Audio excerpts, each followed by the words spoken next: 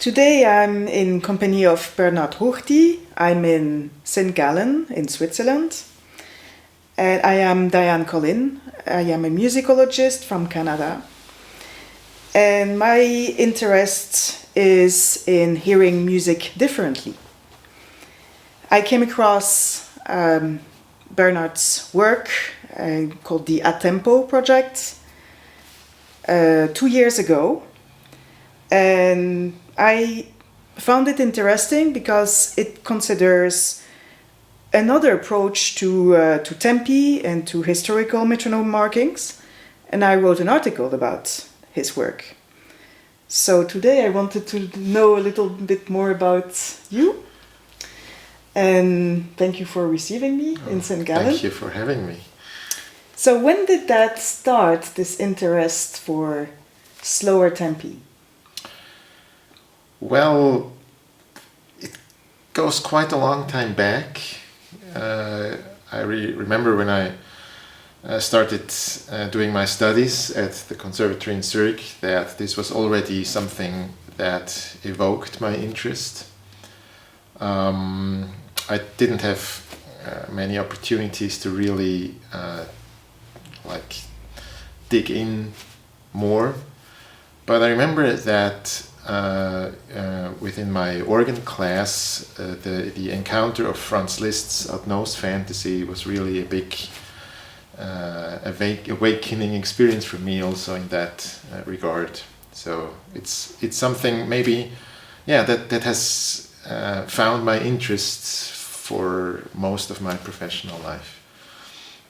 So you started with the organ, but you're a pianist, Yes. a composer. Yes. Yeah. So can you talk about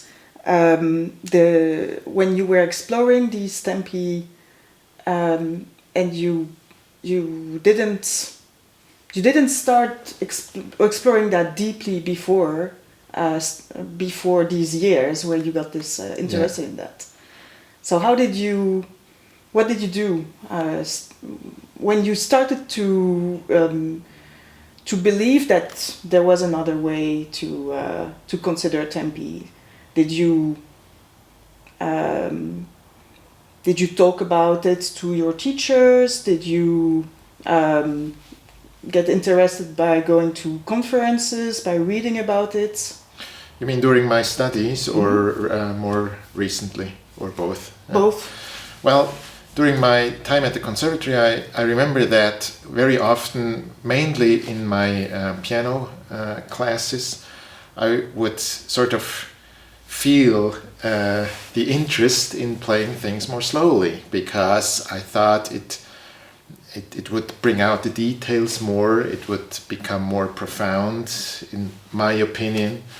And of course, when you study at the conservatory, you learn a certain style of performance, which is great. I mean, you sort of have to become familiar with the standards of interpretation that have been built over decades and decades by great pianists. So that makes a lot of sense. But still, on the other hand, I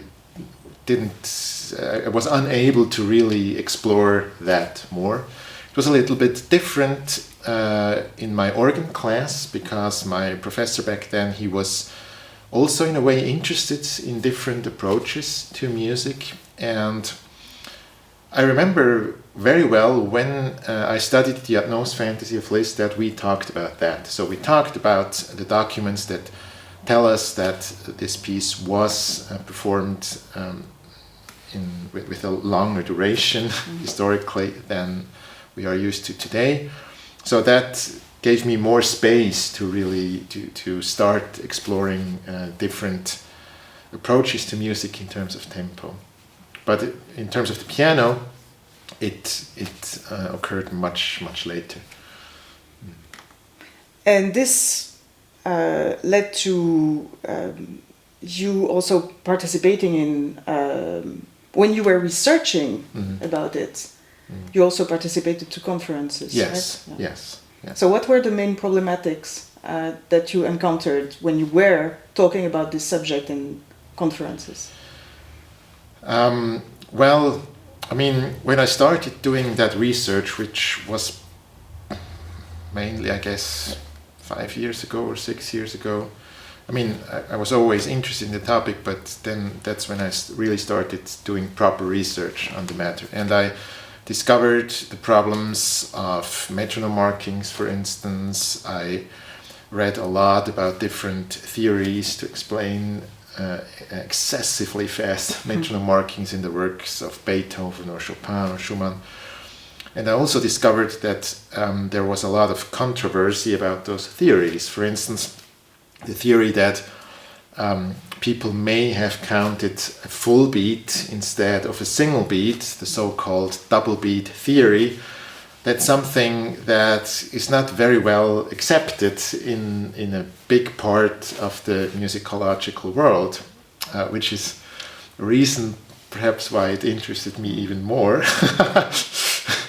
So, but of course, when I started talking about that or even presented my ideas, yeah, you find yourself within a discussion about whether or not this is likely, and there are aspects that speak in favor of that alternative approach to metronome markings, and there are other aspects that clearly speak against it. Mm-hmm. So the likelihood is limited, but in a way the option, as far as I see it, the option for a full beat understanding of metronome markings is there, and you have of course to estimate for every single case whether or not this is an option, an actual option or not. Yeah. And you talked about it in videos that you published on YouTube, which were very interesting, such as the introduction of your Atempo project. And then you recorded Beethoven and Liszt, Beethoven at the piano and Liszt at the organ. And this was the first recordings of the project you did. So you did Opus 2 number 1, Opus 110, right? And then you did the Liszt Advanced Fantasy. Yeah. But you played it on the original organ where it was played. So can you talk a bit about these two projects?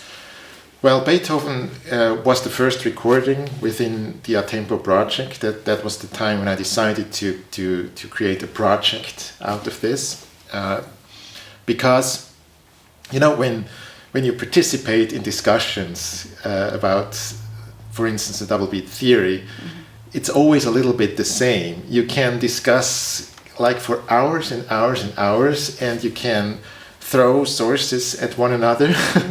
But very often there is a danger that you forget the voice of music. So my intention was to come up not only with experimenting with slow tempi, but with an actual sophisticated and elaborated interpretation within that slower aesthetic, because I felt that this was in a way missing. So that was one of the main motivations behind the entire project. And then the Beethoven recording was very interesting for me because for many reasons. I chose his first piano sonata and one of his last ones, and of course the texture is very, very different. The F minor sonata is quite thin in a way, not a lot of chords, not a lot of sound, whereas 110 of course is almost a symphonic style of piano composition. And it was a long process for me to really develop the aspects or the tools of interpretation you need to play it more slowly. You know, because if you do this, this is not very difficult, but as soon as you start playing,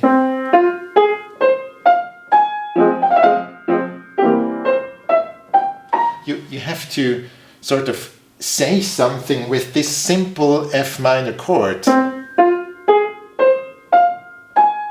You have to connect some sort of content with this, or work more extensively with like rubato, different articulations. all those wonderful things we learn about in historical piano schools from Beethoven's time. So, yeah, that was the main challenge and the main adventure connected to Beethoven. With Liszt's Nose Fantasy, that was kind of different. First of all, it's an organ work. It's very symphonic, and it's a huge fantasy.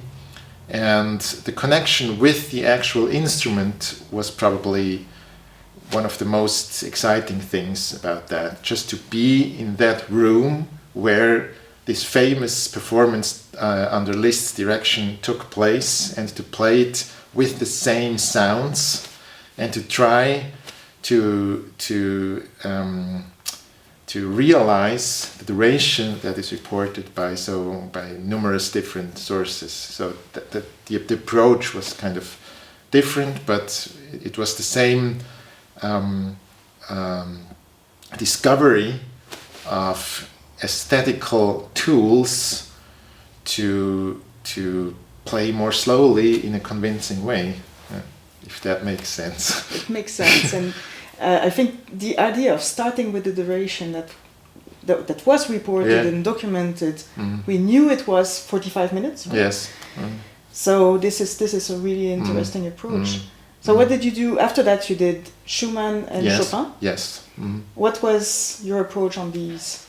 Because I know that for the Chopin, for example, this was particularly interesting, as all these pieces can be seen differently, heard differently, and felt differently when you are reducing the tempo. Yes. So yes, how did you approach that?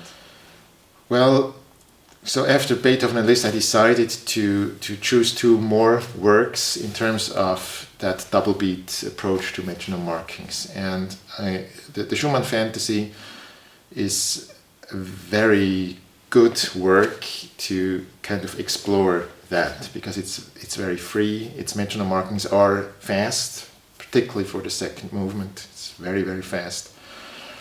And I just love that work. So and it gives a lot of opportunity to slow down or to have a flexible tempo, and it's a wonderful example for Schumann's music. So that was the main reason why I chose that. With Chopin, it's a little bit different. Of course, the etudes, not all of them, but some of them are also like famous for having very, very fast metronome markings. For instance, the F major number 8, that the marking for that was questioned already in the 19th century. So that's nothing new. And it just it attracted me to just try it and to find out what happens if you really significantly slow down those pieces. And I know that this is, since it's etudes and absolutely virtuoso pieces, this is kind of a controversial approach, but even more so, you can see what happens when you really slow down the tempo significantly. It's an other world that opens up, and that was really fascinating for me. And the etudes are very good for that, because they're so famous. They're always played very fast. So it's a wonderful opportunity to really compare different versions of it. And then you did a similar thing with a second Liszt recording. Yes. But this time not the organ anymore, the piano. Yes. And it was Les Années de Pèlerinage, Yes. Italy. Yes. So... Well, that... the thing with that work is that there are no metronome markings and there is no duration. So I was basically entirely free. And I very much enjoyed that freedom, and I used it to explore slowness. And I mean, it's different for the different pieces, but for instance, let's take the second piece, Il Pensieroso, which is a lento. And when I listen to recordings of that piece, most of the time it sounds like an andante or even more like an allegretto. So I really wanted to push the limits a little bit and really explore the aspect of slowness. And once again, it was a fascinating discovery for me to see what opens up. It's another attitude for sure. It needs a lot of time. It's much more of a meditation. The same for the three Petrarch sonnets. Really, I mean, the beauty that comes out of this music in a slowed down tempo. It was wonderful for me to discover that, and to see how it works, and how it's a benefit really in terms of the music. Plus, you recorded it in Weimar. Yes. And this environment where you recorded, it was extraordinary. Yeah. It was peaceful. Yeah. And you did videos. Yes. Yeah. It was a beautiful work. I really enjoyed that. I'm happy to hear that. So after that, I think you have other projects also that goes back to your own exploration and interpretation of the feeling of slowing down the music. So what are your future plans now?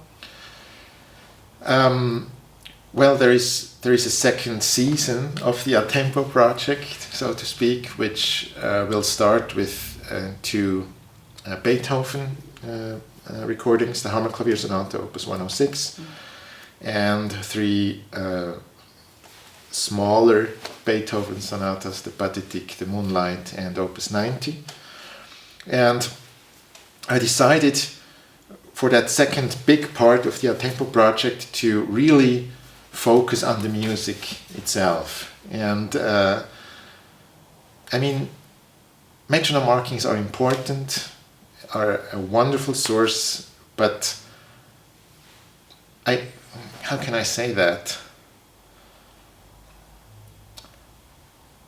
Research, musicological research, is very important to me, and I love it, and it's so interesting to dive into all those documents, but it's not my goal to prove anything that I'm right or wrong or whatever, or somebody else is wrong, but my motivation is that I see the benefit of a moderate tempo, so independently from all theories. So even if the double beat theory, for instance, was wrong, I still think it's a benefit to slow down. And that purely musical aspect is the main focus of the second part of the Atempo project. So what is the benefit of a slower approach to music, really? And it starts with the Hammerklavier, and there is a very wonderful document by Franz Liszt, who tells us how long it took for him to perform the sonata. And he says it's almost an hour, so this is 20 minutes more than Beethoven's metronome markings, so a huge difference. And that was sort of, for me, a huge inspiration. Yeah. But it's more about the actual performance, the actual music, and more about what happens with an audience and with a listener when you slow down your tempo and you perform in that manner. And that's for the Hammerklavier, but you have other... Yes. So what are the other aspects of this new set of recording that you plan to do for your new Atempo project? What do you mean, the other aspect? I mean, not the other aspect. What is on your program for this new Atempo project? Well, Hammerklavier, then these three other Beethoven sonatas, then a third part will be about Schubert, which is an entirely different field, and I'm very much looking forward to doing that. And finally, another Liszt recording with a very big and very famous work. What is this word? Can we know already? Starts like this. Okay, famous sonata. Yes. But you also wrote a book Yes. about your experience of the Adnos. And so all your musical research went in this book. And it started with the musicological aspects, and then it started with, and it continued with the performance practices. But that allowed you, if I'm not mistaken, to introduce this second Atempo project too.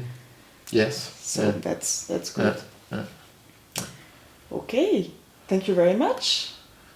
Thank you. And best of luck for everything. Thank you so much.